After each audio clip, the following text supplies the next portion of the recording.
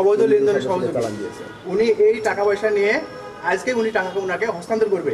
এই সংবাদ আমরা বহু সংবাদের ভিত্তিতে এই সংবাদ পাওয়ার পরে আমরা তাকে রাইট টাইমে এই কাস্টমস হাউসের গেটের সামনে টাকা সহ তাকে হাতে গ্রেপ্তার করি, এই হাসিবুর রহমানকে, এবং তার কাছ থেকে আমরা 2,76,000 টাকা আমরা উদ্ধার করি। এবং এই টাকা যে এখানে এই টাকা লেনদেনের সঙ্গে সম্পৃক্ত ছিল বলে উনি জানিয়েছে এই হচ্ছে যে রাজস্ব কর্মকর্তা শামীম আক্তার। তখন আমরা তার দপ্তরে গিয়ে তাকে এটা জিজ্ঞাসা করি যে আপনি এই টাকার লেনদেনের সাথে সংশ্লিষ্ট কিনা। তখন উনি আমাদের জিজ্ঞাসাবাদের এক পর্যায়ে উনি স্বীকার করে যে হ্যাঁ আমি এই ধরনের কথাবার্তা বলেছি এবং টাকাগুলো আমার কাছে দেওয়ার জন্য সে আনতেছিল। গাড়ি তল্লাশি হবে, কোনো টাকা আছে কিনা?